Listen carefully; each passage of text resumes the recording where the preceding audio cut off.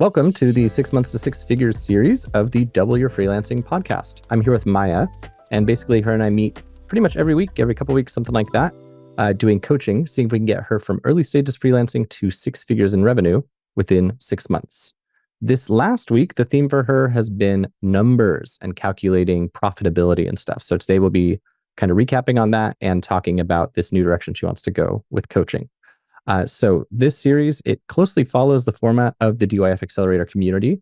Basically, we do coaching for about a half hour and we set our goals and recap in the future weeks. So if you're listening and you want to get some coaching just like this, you can totally do that by joining the DYF Accelerator. You can learn more at dyf.link/DYFA. So let's jump in. Maia, I had it down that last week you were going to calculate your profitability, look at the numbers, which it sounds like you did. So I guess, what's the quick version of what became of that? Clarity is key, That's very quick. and it's profitable. Like blank page is happening. I can sustain it. I can save, and I can scale, and I can sustain my team and everything. The numbers are looking great. So how profitable is it? Like, what's your margin on a Basecamp project or whatever it's called these days, and what's your margin on a coaching project? Do you want to see the numbers? Like, do you want to see the screen and like my Notion Sure. number situation? Because I also let me share my screen. I also added, which I didn't have before.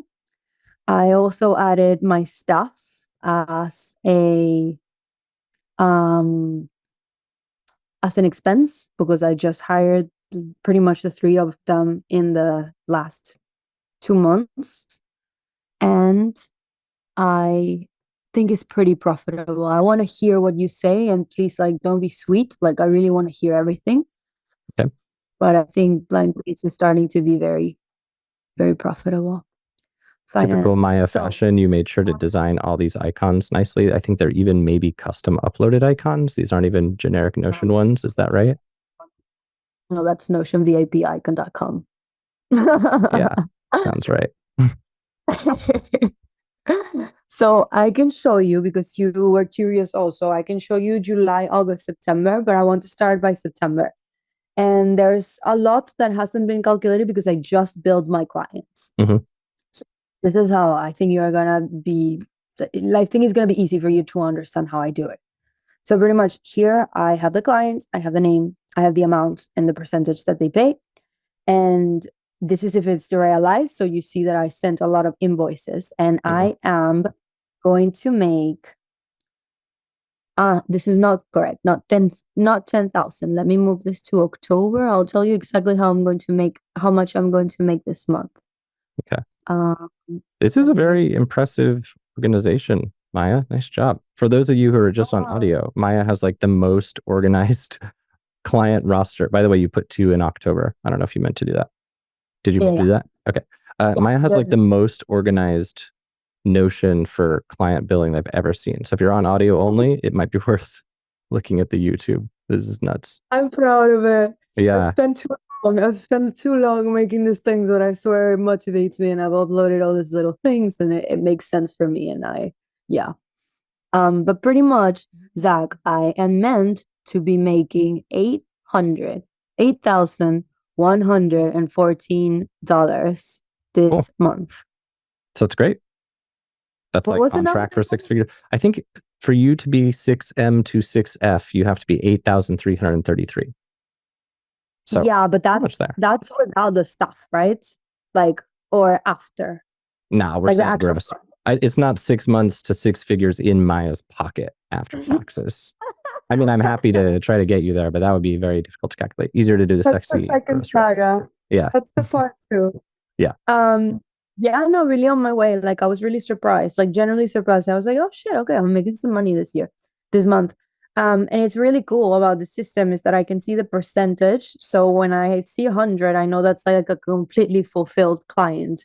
So it's a good thing and a bad thing to see the 100, but it really helps me like, okay, this is the last time that I get quote unquote passive income on this, project that was like 4 months ago. Okay. Um, And so here I see it. just to Yeah. confirm, like if you sign on a project in September, but it takes through October to fulfill, is it going to live it, or like, sorry, let me put it this way. If you signed on a client in July and it's going to take 3 months to fulfill, would its revenue be in only the July one, or what? Where would No, it like would like I normally bill every month. So say that it's like, I don't know, 1500 the project. So it would be 500 in June, 500 in okay. July, and 500. So the So number that here you're you'll seeing here does represent what was both every billed month. this month and also earned this month. So like in other words, if there's a 3-month project and And it was all in the first month, it wouldn't. Okay, cool. That's And nice. here, like 4 out of 4, 3 out of 3, 3 out of 3, and you see a lot of hundreds like this month. And I can show you like how a month that I'm starting a lot of projects, which was July, looks like. But this is a better month for me because it feels more like passive income. Like now that I look at it, and here, like I have to click here for the amounts to show, but it tells you the income by category. Really curious to see how this is gonna look when I take them all off, which is when my client just pay them because I Mhm. sent them yesterday. But I added here my expenses, which I've only paid 14 hours for Mali, my designer, which was $748. And so I added her here. And then I have the rest of my stuff here, and I have coaching here. And I really like having clarity on how much I'm paying all my stuff and seeing that part of like the expenses, which is very new. But Which I don't surely, know. if you scroll back up, surely 14 staff hours and $750 is not all that goes into this 8 grand of revenue. Like surely it's No, gonna. no. Okay. Mm-hmm. So how will you I know what your costs were on a per project basis? Or will Well, you? I know, and maybe I should be more specific with the name, but I know that Mali worked for Let's Play, for example, was a project that was 2.5K, and she worked 500. So I gotta remember how many hours. I think that's like 10 hours.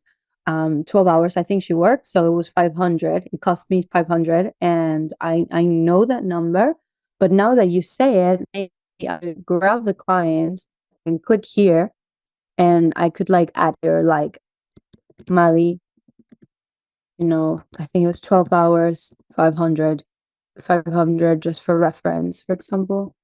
Or how would you calculate that? Because I Well, think that's a really important metric that you yeah. mentioned it. So one thing I would say is that as beautiful as this Notion setup is, I don't think it's actually going to scale very well.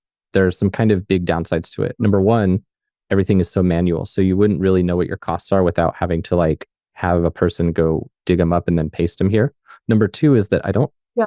I don't see anything like there are a lot of growing pain business, or there are a lot of businesses who go through the growing pain where they like just straight up don't invoice their clients because it slips through the cracks.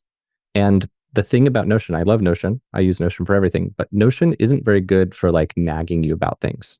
There are lots of pieces of content for DYF that have like, I spent a bunch of time recording them and then we never published them. And then I like 3 months later, I'm like, did I ever fucking publish that one thing? And then I'm like, oh, nope, it's just in Notion. It's not assigned to anyone. It's not like sticky resurfacing. So no one remembers. So to me, that's kind of the Uh, big downside here is that you have to go into September manually to make sure you click that little invoice button. But that aside, uh, if it were me, what I would want would just be another field here, like how you have the amount field. I would probably want a field that says like staff costs. But the best way to calculate that, and mm, what I personally have done in the past is like in Toggle, you can do it different ways. Like if you're mhm, doing the Zach style time tracking, it's kind of hard to merge with client work. I haven't, I'm about to do this with my agency, but I haven't yet. Because the Zach style time tracking is like you create all these projects for buckets of work. Um, but mhm, in the past, when I was running an agency, I would create a client for the client and then projects for that client. So you would perhaps, what I'm thinking I'll do with this agency is every client who we work with gets a client. And then you know how I create the Zach style stack where one might be video editing, one might be project management, one might be administrative. I'm going to probably manually create that stack for every single ongoing client where I want that granular detail. Maybe not long term once we know our costs and stuff, but when I am determining it at first, I would want that detail. Like right now, Mario and I have been trying to work on a nice short form video processing thing. And like when I look at Mari's logs, I'm like, God damn, I can't, this is not viable to have a video editor spend 2.5 hours on what amounts to being a social media post. And having that data allows me to make these decisions, and I wouldn't be able to make those decisions if I didn't have the data. So all of this being said, what I think is ideal is if you have a client called, like, let's say DYF, right? Let's say I'm your client. What I think makes sense is in Toggle, you create a client for DYF, and then maybe you create one project called design that belongs to DYF, and another one called project management, and another one called administrative, whatever you want data on. And then your staff tracks to those projects whenever they're working on DYF. And then at the end, you can just pull a report in Toggle to know how many hours went to it. You can also do this in Harvest. Harvest, I told you before. What was that? Like the all the girls are on Toggle. Okay, cool. They're So, like everything goes together for the like the Toggle situation. Like they're using it, and I know exactly where their hours go. and are So they're tracking, like each of your clients has a client in Toggle? yeah, Okay. each of well, what I have more is like Basecamp. Basecamp is the client, and then they have tags inside Okay. of Basecamp. All the clients are the tags. So I know Okay. exactly So the which tag is the client name. uh-huh. Okay, cool. So you could go into Toggle, you could generate reports by tag, and then Mhm. you'd see how many hours went to client. Cool. So then since you have that data, what I would do, are your staff all getting paid the same hourly rates, or do some people get paid different rates? The two designers are getting paid the exact amount, and content strategist is getting paid a different amount. Okay. So when you're pulling those hours, you can't just like blanket multiply them. So you'll have to remember that. But yeah, if it were me, I would Mhm. want, at least while determining my costs, I would want a new column in here that says cost. And Mm. once the project's done, I would pull all those hours, multiply them by the rates. You can add them in those little notes in the Notion doc, like you were showing. But you could just have a simple text field that says like staff cost. That would be one. And then I would want another one that said Maia time cost. This is a really important thing. Wow. Yeah. Yeah. And as I've been planning margins for my agency, it's been an interesting exercise because there are certain things that are kind of lower margin on staff costs, but they don't really require Zach hours so much. And then other things that have higher margin, but kind of require Zach time. And when you have access to both of these, it's easier to make decisions about like what's profitable from a dollar's perspective, but also from a Maya's time perspective. Because it's like I that love that. question, would you rather make 200 bucks doing something that's infinitely scalable that you don't even have to touch, or $2,000 doing something that you can only do one a week and it takes like 15 of your hours? Like, I don't know. That's a bad example because I didn't actually think about these numbers, but I think you get what I'm saying. So, yeah, that'd be cool to know. But in terms of gross revenue, this looks great. I just really would want to know how much of this is actually profit. Did you calculate, or when will you know how much of this is profit? Maybe by next time we Mm. chat. Yeah, definitely. No, what I'm gonna do, because I think this is super, super, super good insight to know how much it's costing me to fulfill a project, and I can see the numbers side by side. I can see, Yeah. well, the only thing that I'm thinking is that some of these are like one out of two, two out of three. So like I think this Maya time cost, I'm gonna have to do it a bit more manual, or I'm gonna have to rethink the whole template a little bit. I think that these I things know are it's like easiest, like in terms of costs. Uh, I don't think it makes sense to do it on a month by month basis. What I think makes most sense for calculating costs is once the project is totally done, then you pull all your hours. Sorry for my throat. So back to it. I just was clearing my throat obnoxiously for you, the listener, to know. Yeah, so I would say once the project is done, that's when it makes the most sense to calculate how much time you put in and how much um, like time your team put in. It's a little bit more tricky, obviously, for recurring work, but all this stuff, like, you don't have to necessarily do this forever and ever and ever. Though it's probably not a bad idea if you can do it in a more automated way, which as you scale you can. But when you're starting, I think that's when it's really important, so that you make sure that like your expectations align with reality. So yeah. yeah, so maybe doing it after the project closed. What do you think? Do you think that's going to be reliable, or do you have enough ongoing work that would be difficult? No, no, reliable. I really like when I finish a project, like I do it a bit more, I guess witchy, I'm like, okay, what did I learn about this client? I Hmm. journal a little bit. I think I'm gonna, yeah, be more of a numbers girly and like talk about that, how profitable it is versus like how did it feel in my energy? Because I learned so much every time I close the project, because Basecamp projects are big in my opinion. Yeah. And when I offboard someone, it's the whole ritual, I send them their offboarding guide, their brand guidelines, and I always like take that day and like, what did I learn about this client? Cool. And yeah, I should be knowing exactly how many hours a client took me. Yeah. Yeah. And I think it's smart to still do that energetic audit. I think that that's a really good idea. And if you do this in Notion with just like a Notion template, maybe just add a couple new prompts for yourself. Like, how many hours did this take me? How Yeah. did it affect my energy? How much time did it take the staff? Or I should do it here because here I have like the notes. Like I know this Yeah. girl is 1,000 for doing online strategy plus newsletter, and then here I should just like know. So I have a database. Like I could do a database of all my clients and know exactly how much they took me. Yeah. Yeah. I I think don't that'd know. be cool. That's it actually, Zach, because if I add a property, then it's the client per se, and I can just add the number here and I put my hours.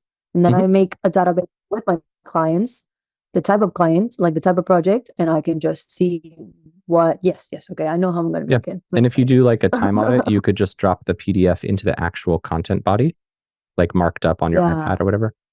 But yeah, the reason that I Wow. think Yeah. this is really good to do is that your actual money in your pocket can sometimes like double or triple really easily when you know what your margins are. Because suppose, for example, this $500 project, imagine that you learn 400 of it is team cost. I think I mentioned this last time, but like if you learn that your actual staff cost is $400 for a $500 project and you raise your rates by $100 without like really much affecting your conversion, you essentially just doubled your profit. And those are it's like the whole McDonald's thing, why they upsell you into the extra large for 10 cents more, because that whole 10 cents is basically profit. And maybe their profit on the $3 was only 10 cents anyway, or whatever. Um, cool. So yeah, so maybe for next week, pick a few just to get a bit of a swath to get an idea of what your actual margins are and what your actual costs are. And that'll give you insights into what you need to optimize. Like a good example is me with this shorts thing, seeing that if I want a podcast episode chopped into shorts, seeing that that's going to cost me like $600 or $700 a month just for short videos. And I'm like, gosh, it's not worth it. Has kind of caused me to say, okay, then I need to reinvent the whole process, because if it's not worth it for me to pay that, why would a client want to pay me what I'm going to have to charge with the markup? Like, why would a client want to pay $2,000 for this? I don't know if they will. Uh, so you might get insights like that where you're like, what things can we cut? What things can we re-engineer? What things are really working? What things aren't? That kind of stuff.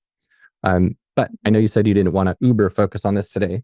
So what do you, I think it seems like you wrote it down as a homework assignment to determine your profitability. What do you want to focus on today? What are you looking to take from this session? I think talking about this, like I feel very confident with Basecamp as something that I offer like a holistic package, and I think the price is now um it varies. It's either 2,888 or 3K period. Um and I feel really comfortable with it at the moment. I know it's going to be more, but I think with coaching and this like group coaching idea that I keep having, I just need to understand. I don't know if you have this as a coach, that sometimes you feel like, oh my God, I'm giving this person so much. And other days I'm like, shit, I feel like they're feeling like they're wasting their money. You know, like I just want to make sure that coaching is more tangible. And I do like a lot of like I build them their Notion. We do a lot of goal setting, takeaways. We meet every 2 weeks. Like it's very organized, and for me it's very straightforward, but I want to feel like it's more tangible, my offering as a coach and a mentor for my clients. Because now more like from this is like there's 7 coaching clients here.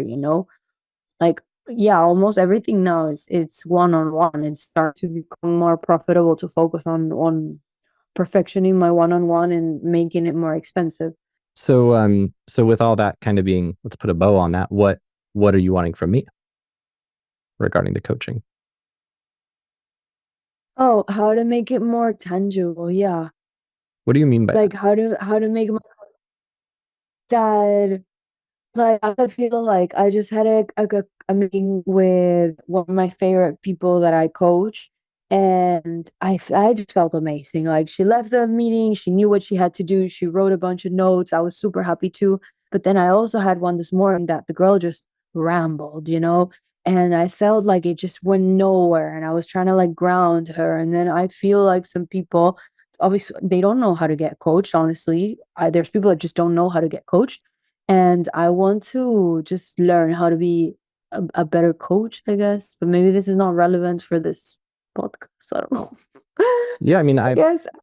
I feel like I would like to be a better coach. Like I don't know, I think I kind of run into some of these things too. And maybe everybody does. I think maybe part of it is that you have to kind of draw the line in your mind about what the actual deliverable is. I've noticed that sometimes people come and they get value out of the community simply like they pay their monthly fee. I never see them other than once like every 3 months, but they keep paying because they get the value out of knowing that like if I've got a question about some project or some contract, I can go ask Zach. But then there Uh-huh. are people on the other end of the spectrum who I sometimes can feel like a little bit resentful if they're like coming every single week, always like looking for so much from me, wanting me to solve all their problems. And then like the moment that they decide that it's, they don't want to do it now or it's gotten too hard or whatever, they like insta cancel. And I'll sometimes be like, dude, like I gave you so much and you just canceled like that. Yeah, And yeah, yeah, yeah. and so I think it's one of those things where it's like, everybody is different. And Mm. the thing that's kind of odd as the coach is that when you're on the coaching side, it's a very personal relationship. Like you're kind of giving a lot of your energy to this person and getting wrapped up and attached to their outcomes.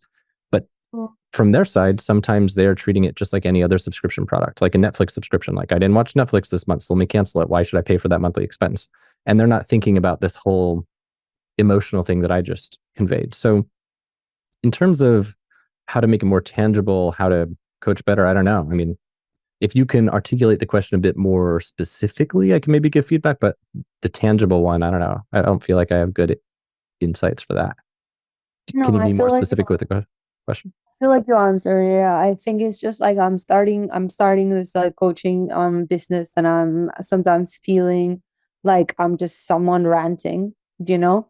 But I see how they're growing. I see that they're also with me because of the grounding energetics part. I understand there's a lot of limiting beliefs that come with a business, and yeah, no, I think I got what I wanted from you. Okay. Because I really want to talk to you about the group membership. Um, and I have a scalable, like a micro way that I want to test the waters and see if it's something that I'm interested in and that I can sustain also. Did you end up putting up that landing page and collecting leads? I haven't done it. Okay. Because I want to make it secret for now. I Okay. have like how I want to launch it, how I want to do it is I have my coaching clients, let's call it like VIP coaching clients, which are the ones that are paying 888 to be coached by me. I have at the moment, I have five people that are working with me at that price. So four, sorry. So those people, they would get this like group membership for free. They would be included in it because they're my VIP clients. But the people that have been working with me in the past that I know that they would be interested in this one pricing, and people that people that have worked with me in the past and my current clients, I would put them all in a Telegram group, and I think it would be maybe like 12 people maximum.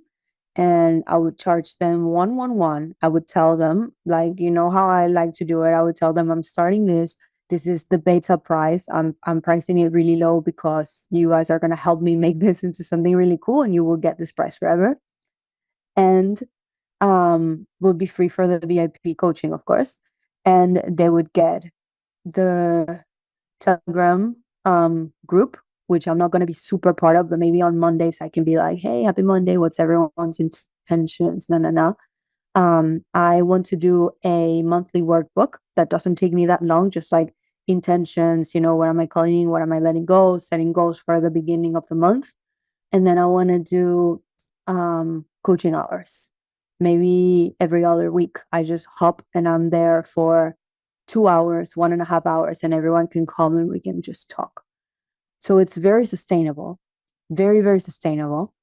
And it's not going to be a huge amount of income in the beginning, but what this is paying for off is learning if this is something that I want to announce on my Instagram and open that waiting list and like I guess formalize if this beta like circle um works. What do you think? So the 12 people max would not be like a long-term thing. It would just be for the beta. The 12 people max would be for the beta, and I think I would keep them at that price because we would do like 3 or 4 months of just like doing it and me not saying anything to anyone. Maybe if someone asks me one on one, how can I work with you? Is this too expensive? Ah, okay, you're in good luck because I have this. Like it wouldn't be something that I advertise. But Yeah. then after like, trying with this small group, like you did it kind of with us. In I think that you launched like a lower fee and then the normal fee. I Mhm. kind of want to do the same because I want to formalize it before officially launching it. And then after I can start building a wait list. But how I would build the wait list, I think I would announce that I'm opening one on like more officially one-on-one coaching because I don't really advertise that on Instagram. This is something that really comes in one-on-one conversations. So I think I would say like, hello, after trying this for like almost a year with my clients and really liking it, I'm stepping more into like mentorship. So you can book your one-on-one month with me here. And if you're looking for something a bit more accessible, I have a group membership in the build. You can join the wait list here. And I think a lot of people are going to go for the wait list, which is great. But just to like super confirm, Mhm. assuming it does get out of beta, you would have no cap on your Telegram group and whatnot. Is that correct? Yeah, I think I would. This is what I've thought that if it gets out of control, like if I get 50 people, which for me that's out of control because I can't believe it. Um, then I would do micro pods. Then the offer would change. It would be I will assign you to accountability Telegram groups. Like there would be Okay. the big one, and I would send like maybe like a prompt every week. But then so they feel the accountability, I would put them into like groups of like 10 people. So they talk. And maybe I would also do the workshops like that, like meet with your people. And I'm there and you can go in breakout rooms, but I'm there just being the mediator. In terms of how your time scales, suppose you had 50 people or 100 people or whatever. I know that Jay Klaus caps the lab at 200. I might do that here. But the thing you always run into in Uh-huh. communities is that when you do your launch, everyone's like super duper active, and then as time goes on, they become less active. And so you kind of have Yeah. to like keep leads coming in to keep the activity level steady. And if a lot of people are disengaged, but you've hit your cap, then you're like, well, shit, do I increase the cap, which kind of suggests that it was a bullshit marketing tactic, or do I, not? And now it's kind of dead. So whatever. But all of that aside, what I'm trying to ask here is how your time's going to scale. So suppose you had 100 people in here. Would you indeed still be doing, in terms of the stuff that takes Maya's time, still be doing just that monthly workbook and maybe like a live goal setting thing and then your office hours every 2 weeks and that's it? Or would you Yeah. scale the amount of office hours you do to accommodate the amount of people in the thing? Yeah, I guess it would pay for itself because if there's 50 people and it's 111 and I'm making 5K out of this, I can totally afford to do 2 hours of office hours every week even. Like it would scale, that would pay off like 2 of my hours, I guess. And if you had 200 people, would you be doing 4 hours a week? I'm just trying to determine the scalability.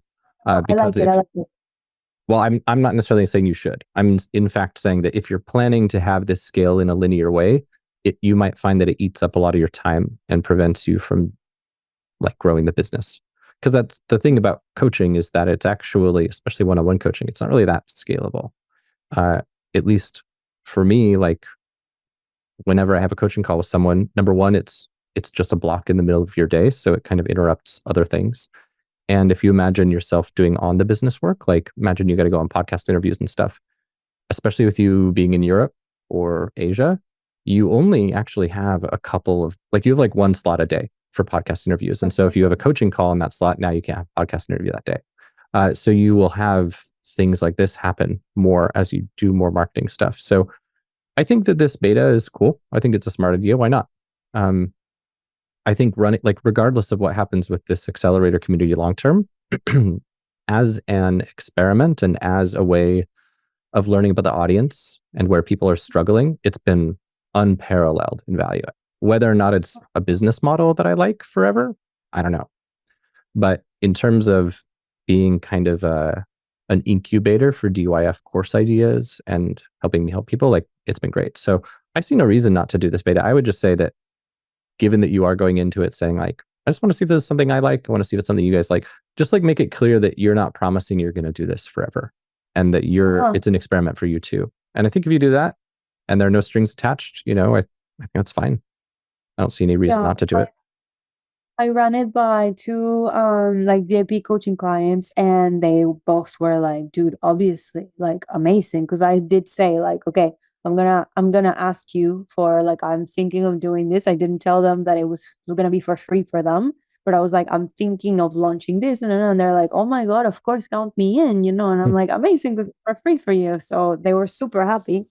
And I also think it adds value to like the whole package also adds value to my one-on-one, which is something that I want to try to sell through the membership.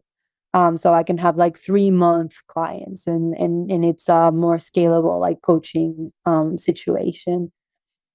That sounds good. So maybe the way you pitch it, like in my experience, we launched the accelerator in May, and it's now September. So that's what, 4 months. Oh my God, it's only been 4 months. Yeah. So I got a pretty good idea after 3 months of what it was like to run a community and see it through that initial insanity, see it through the tapering off. Like I feel like I know kind of what goes into it more now. So I would say maybe you go into this telling yourself and telling everyone that this is a 3-month experiment, and that'll allow you just like all you're doing is committing to 3 months, and that's all they're committing to. But while they're committing, it's ongoing. But all I'm saying is on your end, I would just mentally earmark doing this for 3 months, even if you hate it, doing it for 3 months just to see how it goes. I mean, if you hate it, you don't have to do it for 3 months. But I think that would be a good experiment length. Yeah. Well, the other good way to do it for me to make it more sustainable is keep this, because still like mentoring and stuff, I don't really announce it on Instagram so much. Like I do talk about my mentoring clients. Oh, I'm onboarding my mentoring clients of the month, but I don't really say like book your mentoring month here. Just because I still feel like I haven't formalized the offer.